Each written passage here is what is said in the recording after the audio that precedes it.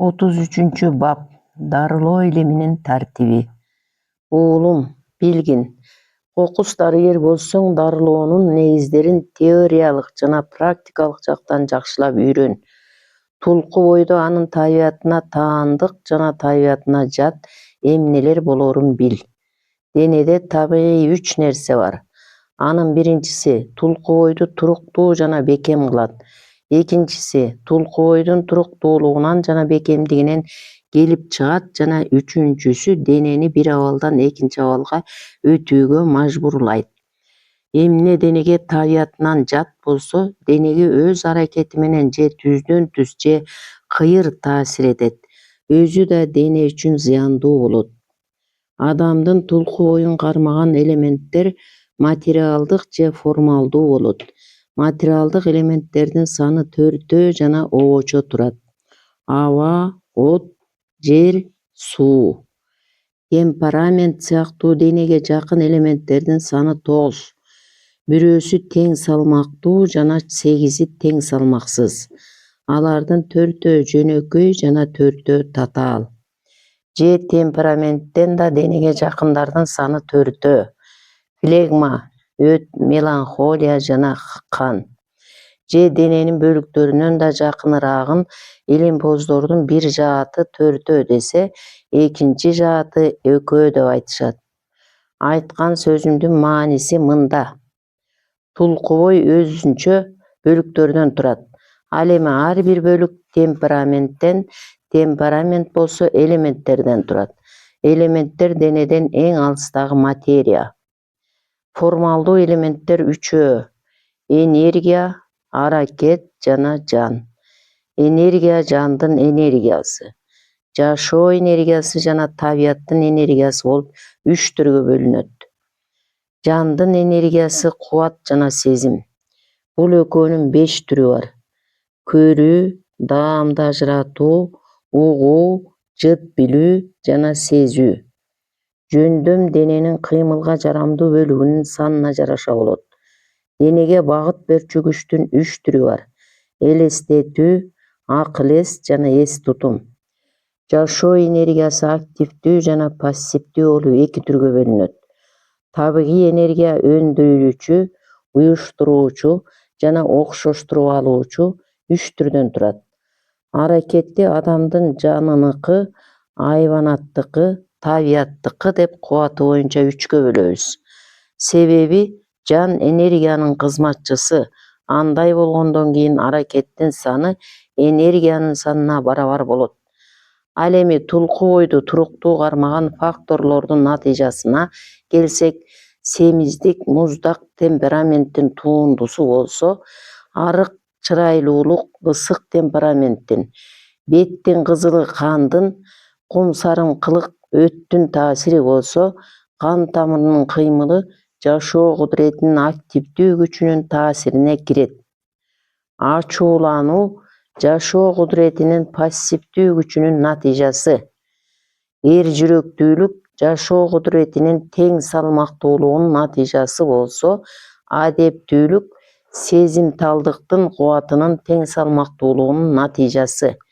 Акылмандык сүйлөп жаткан адамдын салабаттуулугунун натыйжасы жана аксиденция менен сапат материяга же формага ылайык болот.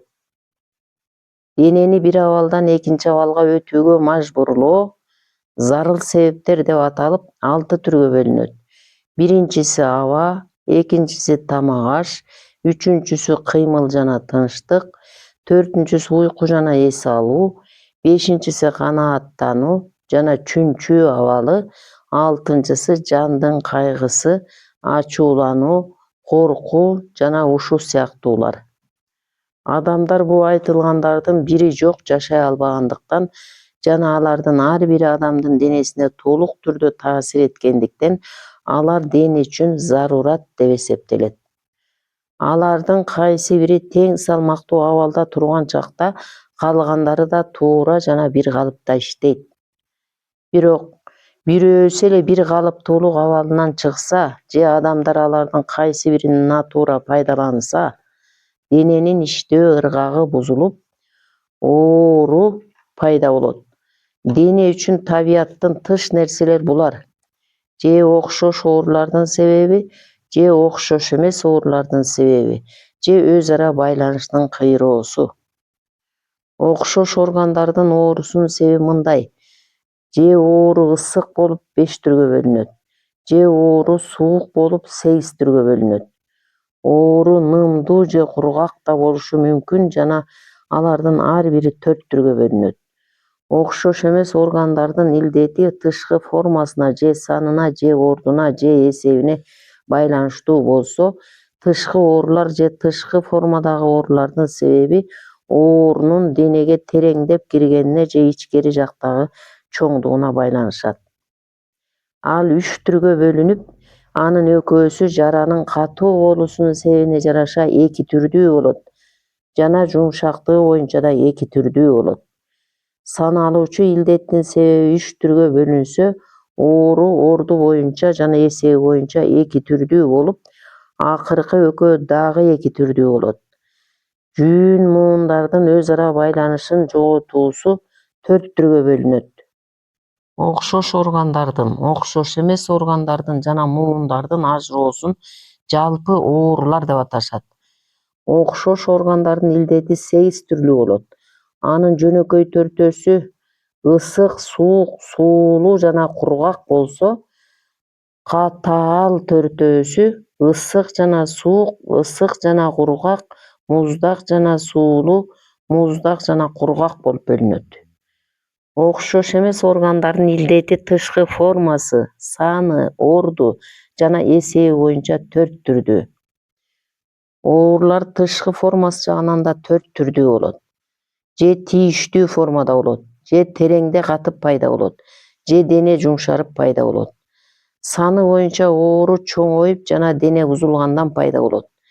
Илдет орду боюнча 2 себептен же орган ордунан жылып кетип, же башка органдар менен байланышын үзүп пайда болот. Оору эсеби боюнча да 2 себептен же чоңоюп, же кичирейип пайда болот. Муундардын ажырашы да окшош жана окшош эмес органдарга таандык же экөө аралаш болот. Оору тышкы белгиси боюнча тулку бойдун кыймыл-аракетине байланыштуу же дененин абалына же жарылуудан келип чыккан илдет болуп 3 түргө бөлүнөт. Кыймыл-аракет менен байланыштуу илдет 3 түргө, дененин абалы менен байланыштуу илдет 4 түргө, дененин кайсы бир жери жарылганда пайда болгон илдет 3 түргө бөлүнөт. Уулум, дарылоо илими теориялык жана практикалык бөлүктөн турганын билүүң абзел. Теориялык бөлүгүн мен айтып бердим. Эми бул теорияны жакшыбы же жаманбы сенин билгениңе жана таап окуганыңа жеңил болсун үчүн кайдан издөөнү айтып берейин. Мен жогоруда айткандарды Гален өзүнүн комментарияларында жана эмгектеринде, негизинен 16 деп аталган эмгегинде жазган. Андан башка элементтер тууралуу дарыгерге керектүү илимди ошол эле 16 трактатынын Истиксат деген китебинен изде. Темперамент жөнүндөгү илимди да 16-нын Мизаж китебинен кара. Дененин түзүлүшү жөнүндө 16 трактатынын Кувват Табия китебинин 2 бөлүмүнөн, окшош органдар тууралуу илимди 16 трактатына кирген Кичи анатомиядан изде. Окшош эмес органдар тууралуу Чоң анатомиядан оку. Бул китеп 16 эмгегинен бөлөк экенин эсиңе салам. Табияттын күчү жөнүндөгү илимди 16 трактатынын Кувват Табия китебинен, жашоонун күчү жөнүндө Ан-Набыт китебинен окугум. Ички дүйнөнүн же жандын кубаты жөнүндө Гален жазган Гиппократ менен Платондун көз караштары деген китептен оку. 16 трактатын терең окуп үйрөнүүнү жана билимиңди дагы арттырууну кааласаң, элементтер жана темпераменттер тууралуу Ал-Кун Бал-Фасад жана Ас-Сама Ба-о-Алам китептеринен таап окугум. Адамдын ички органдары жөнүндө Ал-Айбанат китебинен, оорунун түрлөрүн 16 эмгегинин Ал-Илал Ба-Амрат китебинен изде. Оорунун сырткы белгилери жөнүндө ушул эле китептин 3 бөлүмүнөн, оорунун себептерин жанагы эле мен атаган китептин 4, 5 жана 6 бөлүмдөрүнөн окуп ал. Мен дарылоонун теориялык бөлүгүн айткандан кийин жазуум узарып кеткенине карабай, дарылоонун практикалык бөлүгүнөн да айрым нерселерге токтолуп кетүүгө тийишмин. Себеби теория менен практика дене жана жан сыяктуу бир бүтүн. Дене жансыз жана жан денесиз жашабайт. Уулум, дарылап жатканыңда карылардын жеген тамак ашы жана айыгып бараткан жаштары тууралуу ойлон. Анткени эки оорунун эки түрүнү дарыламакчысың. Дарыгер кесел адамдын күч кубатын, оорусунун түрүн, темпераментин, жаш курагын, кесибин, мүнөзүн, табиятын, жашаган жерин жана денесинин ал-акыбалын билмейин дарылоону баштабайт. Кеселдин сийдиги, тамырынын согуусу, тышкы белгилери, жакшы жана жаман белгилери, денесиндеги кызамык жана темгилдер жөнүндө. Дарыгер ички органдарга таасир этүүчү ооруларды оору козголгон учурда байкаучу кризистин жышаандарын билиши керек. Ысыктоонун түрлөрүн аныктап, материяга байланышкан илдеттерге каршы кандай чара колдонууну билүүсү зарыл. Дарыгер дарыны жактоочулардын илими жана дарылоонун заң-мыйзамдары боюнча дары жасаганды жакшы билиши лазим. Ошондой эле бул айтылгандын баары жөнүндө маалыматты керек учурунда кайдан тапканды да билүүгө милдеттүү. Гигиена жөнүндө 16 трактатынын Тадбир Сихха деген китебинен кеселди дарылоо жана дарылоонун мыйзамдары жөнүндө 16дан жакшы жана жаман белгилери тууралуу, Мухаддамат ал-Марифа китебинен, Гиппократтын эмгектеринен жана Ан-Навыт китебинин чоңунан, ушул эле китептин кичинесинен тамырдын согуусу жөнүндө, сийдик жөнүндө илимди 16-нын Ал-Бухран китебинин 1 бөлүгүнөн жана Галендин китебинен издөө керек. Дененин ичиндеги оорулар жөнүндө 16-нын Ас-Ахмак китебинен, кризис жөнүндө илимди ошол эле 16-нын Ал-Бухран китебинен, ал эми ысыкчан тууралуу илимди 16-нын Ал-Хамият китебинен, адамды чыдатпаган ооруларды Ма-аш-Шаир китебинен жана Галендин трактаттарынан, ички органдардын оорусу жөнүндө илимди Хилат ал-Бар китебинен жана Галендин дарыларды жасоо боюнча эмгегинен издөө керек. Дарыгер көп эксперимент жасоого тийиш, бирок белгилүү жана атактуу адамдарга эксперимент жасабасын. Бейтепканаларда иштеп жүрүп сейрек оорулар ал үчүн кыйынчылык туудурбасы жана органдардын өзгөрүүсү көз жаздымда калбоосу үчүн. Китептен окугандарыны көзү менен көрүүсү үчүн, ооруну дарылоодо күчсүз болбоо үчүн оорукчандарды көп көрүп, көп дарыласын. Ооруну дарылоодо чынчыл жана тайманбас болуу үчүн Гиппократтын осуяттарын окуусу зарыл. Дайыма пакиза жүрүп, кийимин да таза кармасын, атыр семинип жүрсүн. Оорукчанга келгенде дайыма сылык жайдары тамашөкөй болсун, анын көңүлүн көтөрсүн. Себеби дарыгер оорукчанга дем берип, табигый жылуулуктун күчүн көбөйтөт. Сен уктап жатат деп ойлогон оорукчандын атынан айтсаң, сага жооп берип, бирок көзүн ачканы менен сени тааныбай кайра эс учун жоготсо, бул жаман жышаан. Ошондой эле оорукчан эсин жоготуп коюп, бирок колу тынбай ар нерсени кармалап, өзү мыжып жаткан жайын чача берсе, бул да жаман жышаан. Эс учу жок жаткан кеселдин тынбай кыйкырып, колдорун кармалап, манжаларын улам кыса бергени да жаман белги. Эгер оорукчандын көзүнүн агы мурдагыдан кеңейип, кареги мурдагыдан да карарып турса жана тилин оозунда тындырбай айлантып, оор дем алып жатса, бул да жаман жышаан. Оорукчан кызганычтан же катуу өкүнүчтөн ооруп калып, дем ала албай кыйналса, жаман белгини билдирет. Кесел дембедем кусуп, кусундунун өңү кызыл сары, кара жана ак болуп кусканын токтотпогону коркунучтуу жышаан. Кеселдин өңү качып жөтөлө берсе, чүпүрөккө какыргын алып кургат да, андан кийин чүпүрөктү жуу. Ошондо чүпүрөктө какырыктын изи калчу болсо, бул жаман белги. Бул оорукчандарда айтылган белгилери жоголмоюнча же дарылоо пайда бермейинче алардын бирине да эч кандай дары бербе. Уулум, Ошон үчүн оорукчанга келип айтылган белгилерди таппасаң, анан айыгып кетерине толук ишен. Андан соң кеселдин тамырын сыйпалап көргөн. Эгер тамыр согуп, бармагыңдын астында көтөрүлүп турса, каны ашыкча экен деп түшүн. Тамыр бармактын астында билинер билинбес жана тез кагып турса, оңолуп кетери бышык. Кан тамыр бармагыңдын астында жай, билинер билинбес, араң жана сейрек кагып жатса, меланхолия үстөмдүк кылып жаткан экен. Бармагыңдын астында тамыр анда-санда катуу жана күчтүү согуп турса, суу артык болот. Тамырдын сокконунун өзгөргөнүнө карай кеселдин абалы кайда баратканы жөнүндө бүтүм жаса.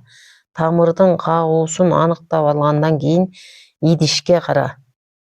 Эгерде идиштеги сийдик жалтырап көңүрт тартып турса, кесел кайгыдан ооруган болот. Сийдик жаркырап тунук болсо, оору кысылып жашагандан, нымдуулуктан жана булган чабадан болот. Сийдик суудай тунук болсо, ал жанга жагымсыз нерседен ооруп калган. Эгер сийдик апельсиндин өңүндөй сары ток болуп, ичинде кандайдыр бир майда заттар жүрсө, ооруга ашказандын бузулганы себеп болгон. Ал майдай болуп, түбүндө жол-жол болуп көрүнсө, бул оорукчандын ичер суу бүткөнү калганы. Сийдик шафрандын өңүндөй сары кочкул тартып турса, ал ысытма болуп, кан өт менен жакындашып калганын күбөлөйт. Эгер сийдиктин үстү саргайып, асты карарып турса, бул сары флегмадан болот. Аны дарылаба. Сийдиктин үстү карайып турса да кеселди дарылабагын. Эгер идиштин түбүндө саргарып же жашыл тартып турса, кесел жакын арада сакаят. Оорукчан жөөлүп, анын сийдигинин өңү кызыл жана карамтыл болсо, бул кара флегма кан менен аралашып, дарт оорукчандын башына урган болот. Мындай кеселден этияттан. Эгер сийдик кара болуп, анын үстүнө кан куйгандай болуп көрүнсө, кеселге барба. Ал эми сийдиги кара болуп, ага кесек же кан кошулгандай көрүнүп турса, андай кесел менен кош айтыш. Эгерде сийдик саргайып, күндөй нурланып турса, же саргылт кызгылтым болсо, илдетти кандан деп билгин жана кан чыгарсаң, оорукчан ылдам эле айыгып кетет. Сийдик саргайып, ичинде кызыл жиптер жүрсө, оорукчанды Кудайга тапшыр. Эгер сийдик саргайып, ичинде ак жиптер жүрсө, оору узакка создугат. Сийдик жашыл болсо, дарт көк боордо. Эгер сийдиктин өңү тунук жашыл болуп, ичинде сиркенин курттары жүрсө, кеселдин ичи көп, геморрою бар жана узактан бери алы жок. Сен тамырдын согуусун тыңшаганда жана сийдикти караганда, алардан оорунун түрүн изде, себеби оорунун түрү көп. Эгерде мүнөздөп тамактануу жетишет деп тапсаң, дары менен майларды пайдаланба. Эгерде түрдүү аралашма, компресс жана майлар жетиштүү болсо, пилюля жана декоктаны колдонбо. Дары-дармекти ашыкча көп колдонгондон этият бол. Кусуп дем алгандан кийин оорукчанын абалы жакшырып калса, кустурчу дары-дармекти ашыкча бербе. Кокус кеселдин акыбалы начарлап кетсе, аны өзгөчө дарылоого өт жана тынч жаткызуу менен чектелип калба. Эч качан оорукчанды акыбалын айтып коркутпа. Оорукчанын камын көргөндөн да ушул жагына өзгөчө көңүл бур жана абалың начарлады деп айтпагын. Ашкор оорукчанга мүнөздөп тамак жегенди буйруба, ал баары бир аны аткарбайт. Ошон үчүн ал жеген тамактын зыянын жогот. Дарыгер үчүн эң жакшысы дары-дармектердин жана оорулардын түрлөрүн билүү. Бул жөнүндө биз өтө көп сөз кылдык, себеби мен дарылоо илимин аябай сүйөм. Бул өтө пайдалуу илим. Ошон үчүн мен да башка адамдар сыяктуу эле жаныма жагымдуу нерсе жөнүндө көп сүйлөймүн. Сен бул илимге баш байлабай калсаң, жылдыздар жөнүндөгү илим да өтө кадыр барктуу. Ошон үчүн жылдыздар тууралуу илимди окуганга умтулгун. Анткени бул кубаттуу жана улуу илим пайгамбарлардын эң даңктуусу болгон пайгамбардын керемети жай жаннатта болсун. Бул илимге азыркы заманда шарият боюнча тыюу салынганы менен, анын пайгамбарга таандык болгону талассыз.